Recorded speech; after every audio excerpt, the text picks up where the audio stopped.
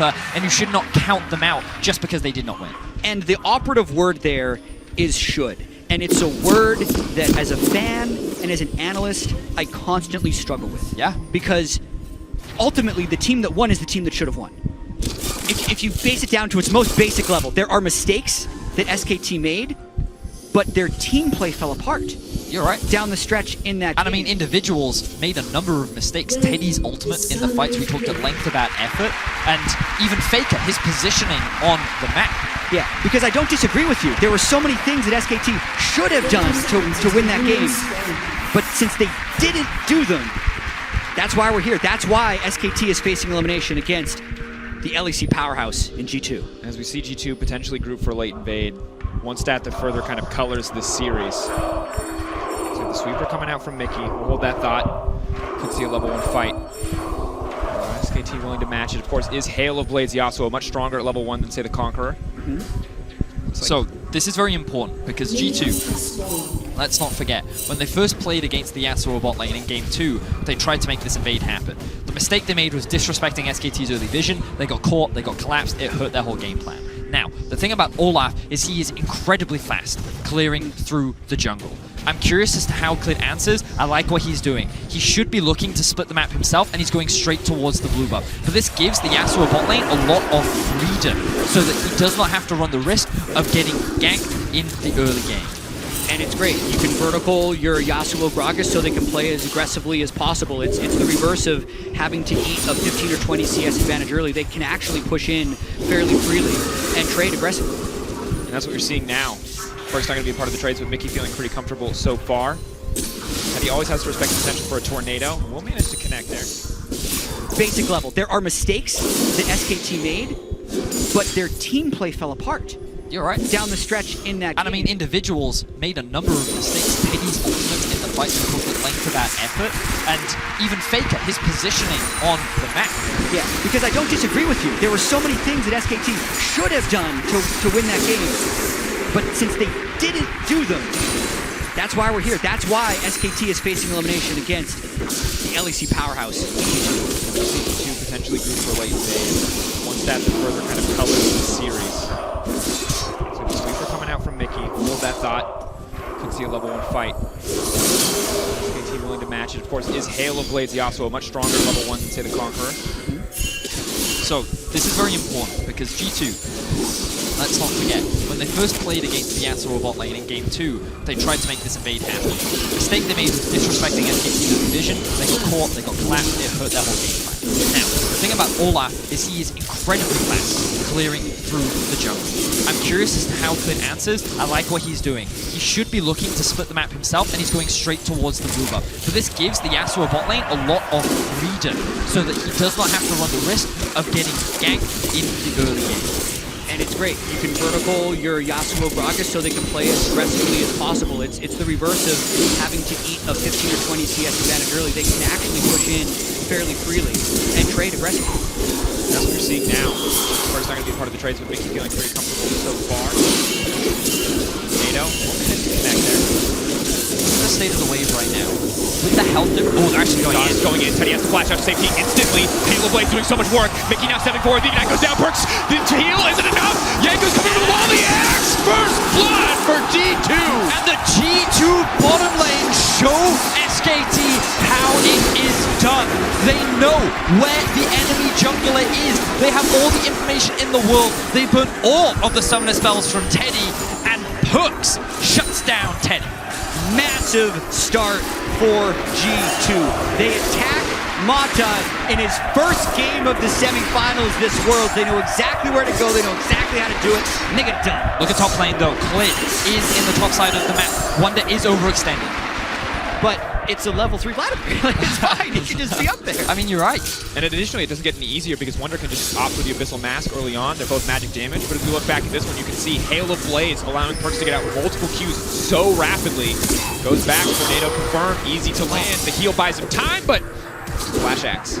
I don't think G2 actually expected to get a kill there. I think they wanted to force an all-in just to get a bunch of summon spells and set it for a dive a little bit later on. But the moment Mickey saw the window where Mata actually engaged onto Perks, he could jump on top of Teddy and actually burst him out. giving G2 the ability to find that first blood.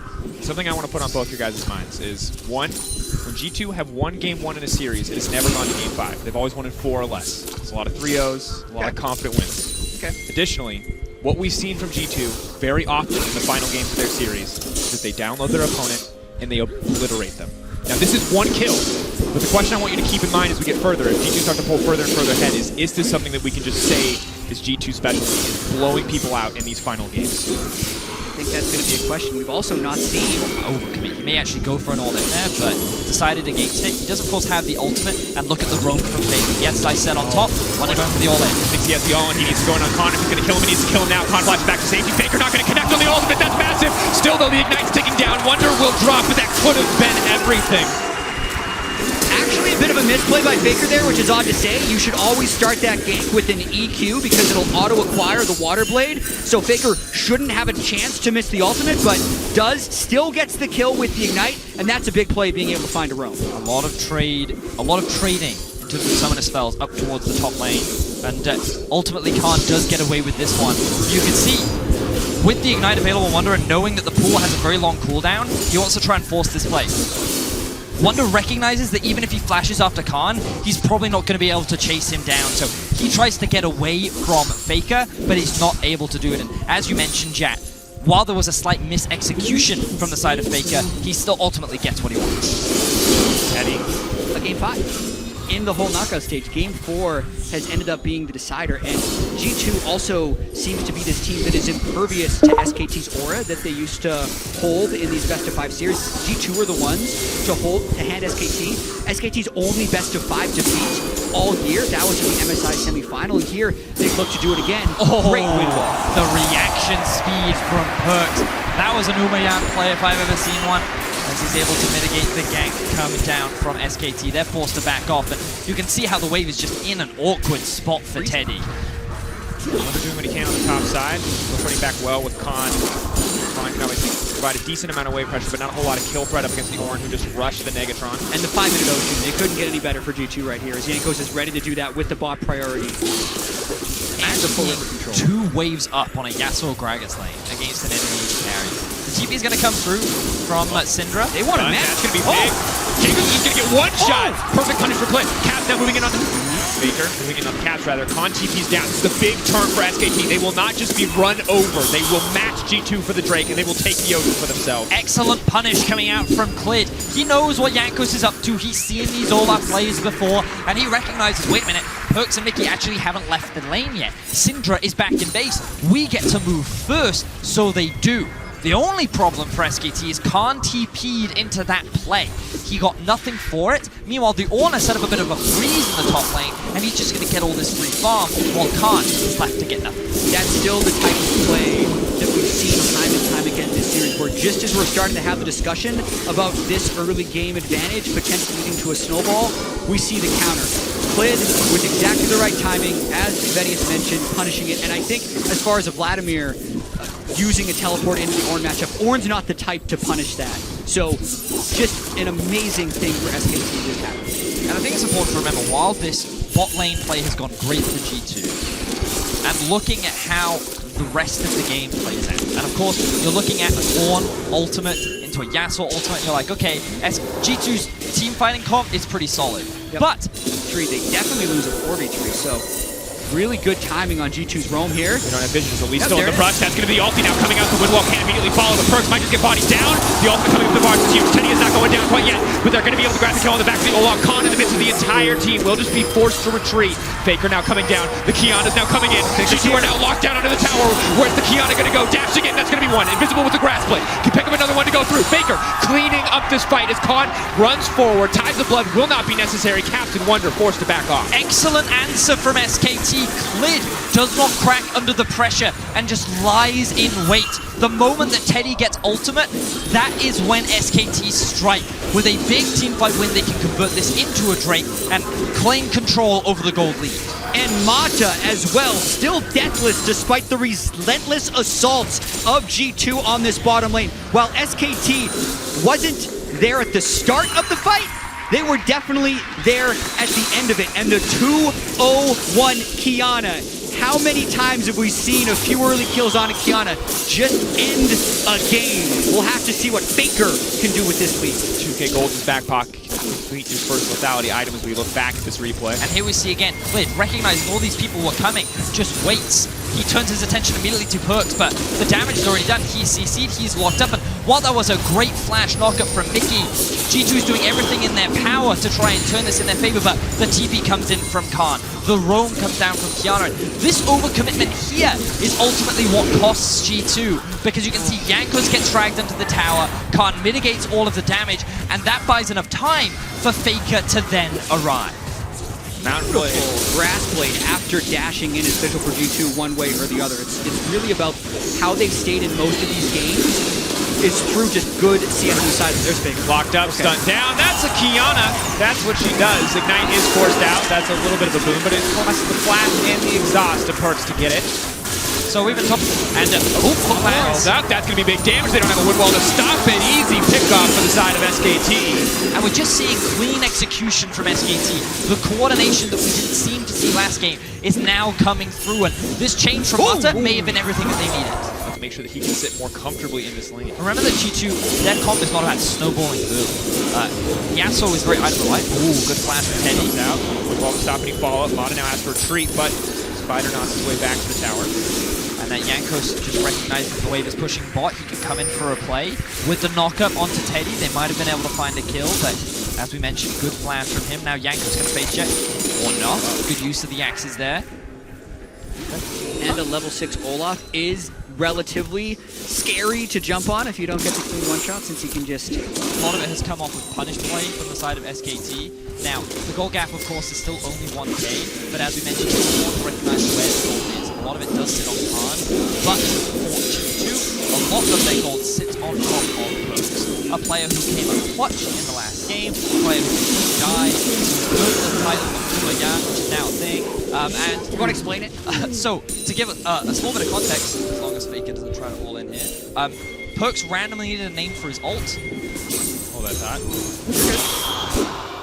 Perks randomly needed a name for his ult. He randomly found Umayan, thought it was cool, and it stuck. And then he climbed up solo queue, so he started making these jokes about how Umayan is coming to revolutionize AD carry, and it stuck with the fans. That's why when people say Perks deactivated, Umayan activated, they're talking about the version of Perks which just seems unstoppable. LEC memes for dummies with Vedius.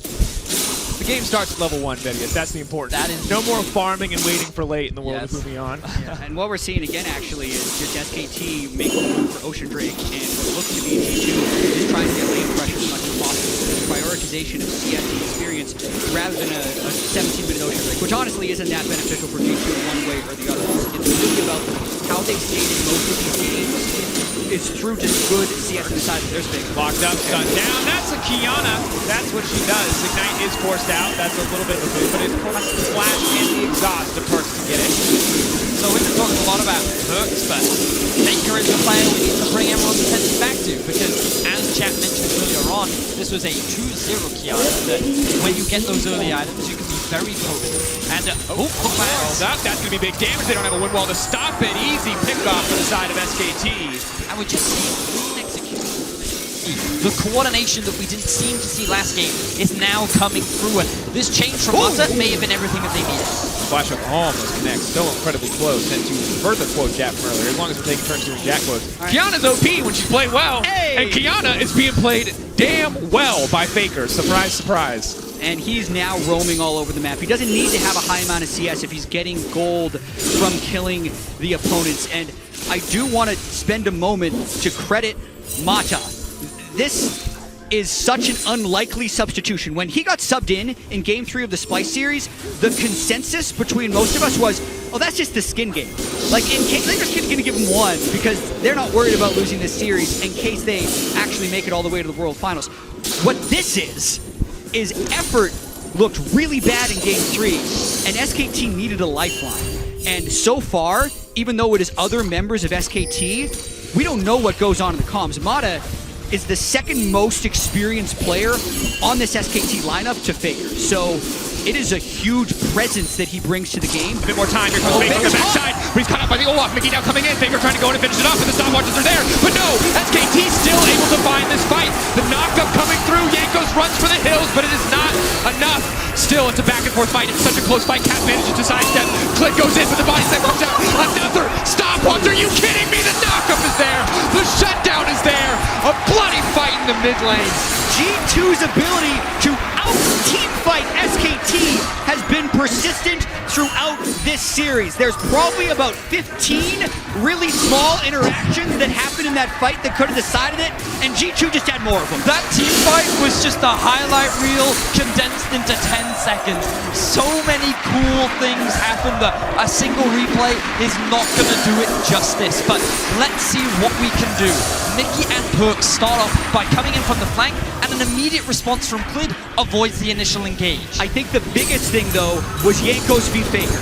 Faker couldn't find access to the flank, which would have just destroyed G2 against the wall with the Kiana ultimate. In fact, he basically wins the 1v1 against Faker down bottom. But look at the ultimate that came out from Ornn on the top side. He completely cut Teddy and Clid off from the fight, meaning that this was actually a 4 versus 3 for the vast majority of the game. Okay. Amada dies! Yeah, you cursed him! Yeah, Gragas ultimate into death. Wait, could this be Baron now? They're very Think strong. about it.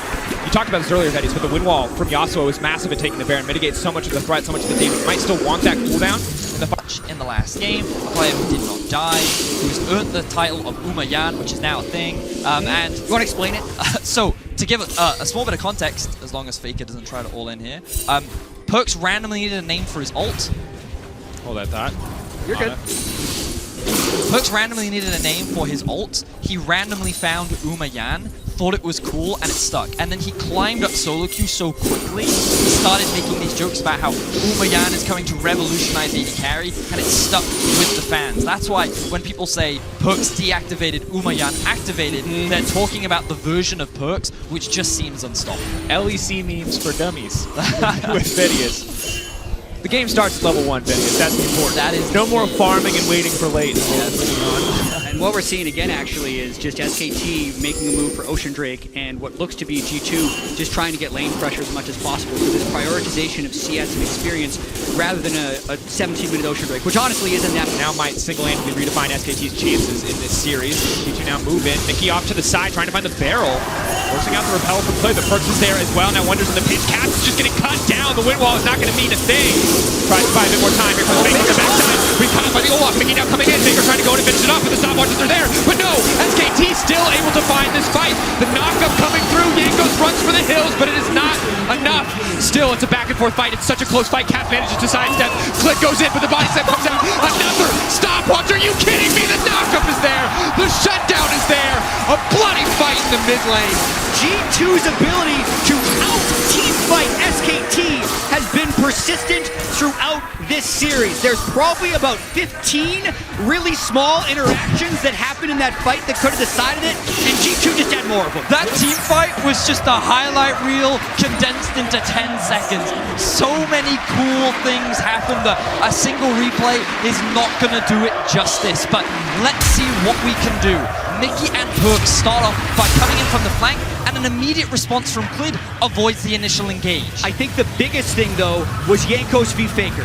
Faker couldn't find access to the flank, which would have just destroyed G2 against the wall with the Kiana ultimate. In fact, he basically wins the 1v1 against Faker down bottom. But look at the ultimate that came out from Ornn on the top side. He completely cut Teddy and Clid off from the fight, meaning that this was actually a 4 versus 3 for the vast majority of the game. Clid then tries to dive on top of Caps, and it wasn't enough because Caps immediately flashes out, sidestepping the Q. Mickey nearly dies. The stopwatch just before he falls. Oh my word, what a team fight. Yeah, that's a 10. Yeah, Okay. Amada dies! Jet, you cursed him! Yeah, Gragas ultimate into death. Baron now? They're very Think strong. about it. You talked about this earlier, Veddies, but the win wall from Yasuo is massive at taking the Baron, mitigates so much of the threat, so much of the damage. Might still want that cooldown in the fights to come, but oh, here comes the Ornn Horn. They're caught in the pinch. Mickey X can go forward. Faker invincible, wants to pull another grass play, but this is massive. The Vladimir trying to strike back, but Faker's ult is not going to be effective. Khan now has to run for his life. Perks and Caps are still alive. G2 get 2-3 for nothing. Faker missed his Kiana ultimate in the jungle. So Khan is the one who's able to pick up a fight, but G2 get another advantage. And you can hear the crowd rallying behind G2. Yes, the early game was a little bit shaky. They found some advantages, they conceded some. But this team is momentum-based. When they hear the roar of it, you can just see them performing at their absolute peak. And Jack, you said it. They are consistently out team fighting SKT. When I saw them in that jungle, I thought, oh, Faker's just gonna kill them all. What? Mickey! It didn't come through. Mickey sidesteps, and now we reset once again. The gold is even once again. Probably a blessing in disguise that didn't land for Mata, because Teddy and Mata were outnumbered if they would have gone into that jungle fight. But now, Faker back trying to push on mid-wave and SKT group around this mountain Drake. Do G2 have enough active members on the map to contest this Drake? I don't think it's the case. Mata waiting in the darkness. Yankos knows better than to step in. SKT still have no control over Baron. So it's going to be really difficult for them to face check their way into this. But this is where Kiana and Vladimir are at their most powerful. If they sniff out the G2 Baron and go into contest, it could be a one-shot kind of team fight. One shotgun shot to delete all of G2. But if they mess up, if they mis-execute, the Ornn will tear through this team. Yeah. Beautiful pool. Good pool. Keep in mind, Windwall can also block Kiana ultimate, so Faker has to watch out for that. Yeah, it can. Trying to get the knockup, forcing the flash away from Mata. G2 playing for cooldowns at this point, but it's Faker on the flank. They're all grouped near that wall. He might sniff out this juicy Kiana ultimate. Eyes on Faker in the backside. Faker being zoned away once again by Yankos. The rest of the fight's breaking out. Faker is doing nothing. Corks is getting another kill. They're dashing through the shutdown. He's trying to find the kill, but he can't get it back. And this is disastrous. Yankos took Faker out of the fight, but still, SKT win the 4v4. Wonder has to now run for his life. The Grass Blade zoning Mickey X away. Wonder will get taken down. This should be the Baron for the side of SKT. Wonder trying to buy as much time as he can, but it is not enough. That is the shutdown SKT Baron in their sights. And SKT successfully out-team fight G2. The execution. SKT though, pulling back, giving him that respect. Clint now stepping forward. Cap manages to find the knockback. Wants to finish on at least one kill. Will get the ultimate down to do so. The deal is not enough. But here comes Baker. Goes golden, but just gets to watch his own death in slow motion. Khan on a rampage. And now it's G2 crumbling. They didn't even try to steal the Baron. They just let themselves get killed by Khan as the rest of SKT secured that objective. But let's look back at this initial fight. All right, I was locked on Faker down bottom, and he got zoned out by Olaf. So we're not focusing on that. We're going to focus on the Vladimir, getting all of the damage onto Caps. I don't think Caps' stopwatch was back yet from the previous fight. And then the turret shot is what actually follows Perks throughout the rest of the fight. But also, Wonder did not use his ultimate onto Teddy. He used it onto the Nautilus. They overcommitted onto killing Mata, and that is not the target that you can afford to try and shut down. And just, we looked at the game state moments ago, it was this is even, this is dead, even, but now it's a fourth. Very narrowly avoided death with a well-timed body slam. I like that SKT is sending their jungler bot to provide cover for Teddy and Mata so they can push out this wave. I think they might be looking for a reset now that their Sunder spells are back up. They can step forward here, but Teddy and Mata really aren't in range. Just a bit of poke down onto Mickey. Oh, they're actually threatening a dive. I like this a lot more. We talked about how strong this dive comp actually is. No TP on Khan, but no TP on Wonder either. So SKT just going to take some plates for now. Faker got spotted both times on that control ward, which is a big boost for G2 to be able to get back up. They don't have deep enough vision into the G2 jungle. I love the very fast Kiana. Caps on the way in. Faker should certainly go down here, but he's incredibly fast. The flash out, not enough. Caps sees it coming, uses the ult and takes him out. Again, Faker not in sync with the rest of SKT. This is the fourth game. SKT have had a Baron, a potential Baron power play, and then been unable to get their setup. Uncharacteristic performance from Faker. Jack, you and I both expected extremely large things with the return of Faker to the World Championship. We both put him as #1 in our top 20. We both expected him to perform in this series against one of the best teams in the world. He has made mistakes. Yes, he's had some fantastic plays. It's a big miss. But the rest of SKT looking to fight. Mickey potentially in trouble here. I mean, Cap's coming in on the flank if he wants.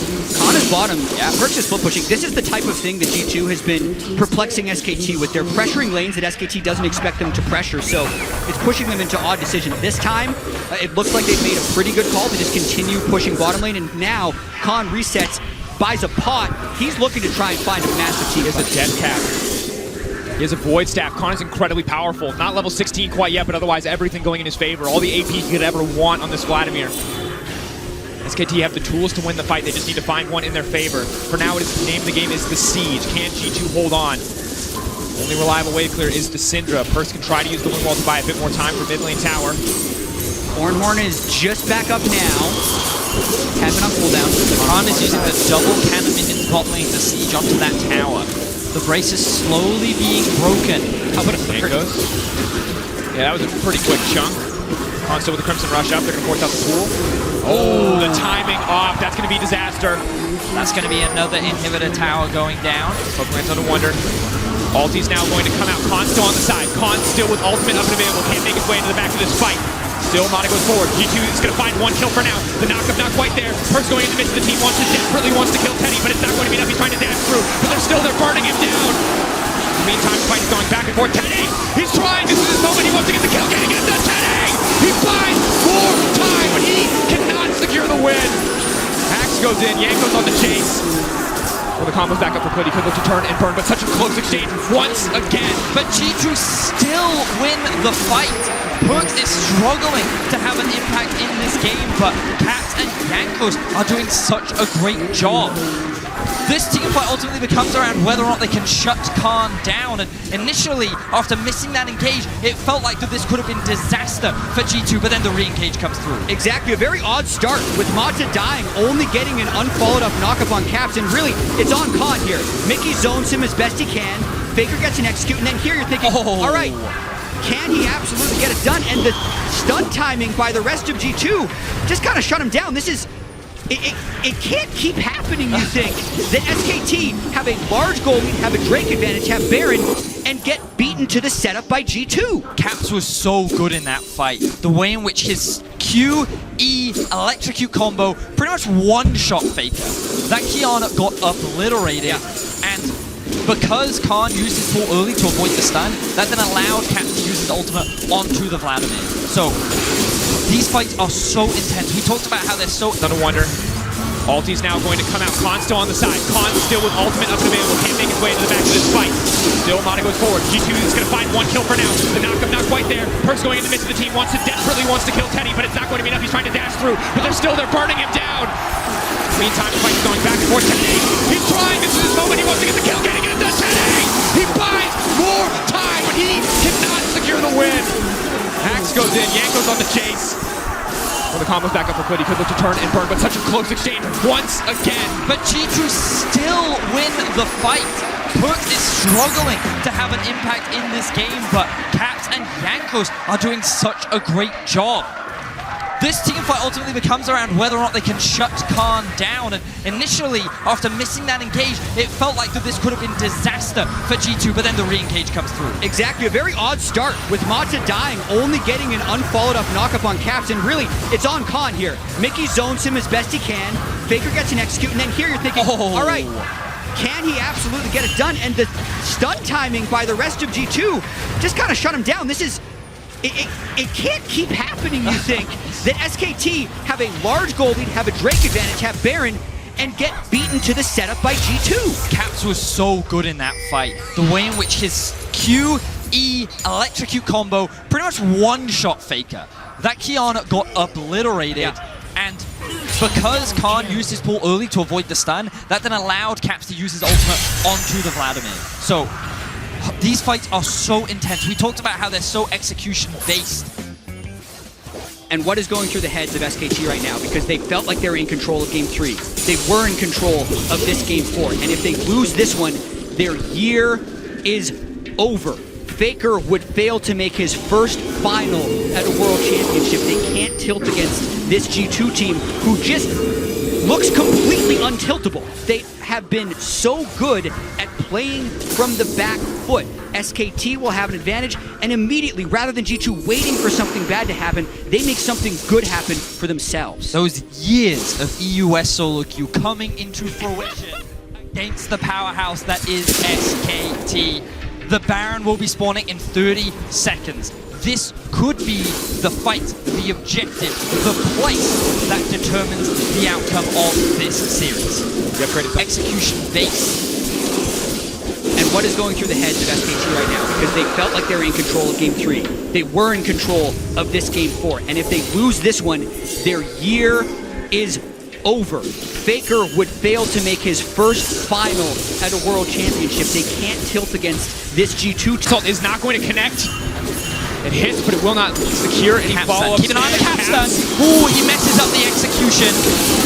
Base it out, though. Flynn has to go up into the air, and it doesn't matter if he messes it up, because Flynn is still going to go down. But Khan, right to the backside, Khan goes full, and there's no one else to follow up. Khan's damage doesn't matter. The ulti comes out in such a close exchange. For now, they're winning, but Perkz is coming in. This is his hero moment. If he wants to turn this fight in favor of team, this could be the... He'd have a great advantage, have Baron, and get beaten to the setup by G2. Caps was so good in that fight. The way in which his Q, E, electrocute combo pretty much one-shot Faker. That Kiana got obliterated, and because Khan used his pull early to avoid the stun, that then allowed Caps to use his ultimate onto the Vladimir. So, these fights are so intense. We talked about how they're so execution-based. And what is going through the heads of SKT right now? Because they felt like they were in control of Game 3. They were in control of this game. Under of Perkz. Khan can't do it. Not enough. They've done it. G2. Khan can't get it done. He can't. The Vladimir. They can't do it. This is it. The greatest team in the history of League of Legends. Taken down by the greatest team Europe has ever produced. FPX, get ready. G2 is heading to Paris.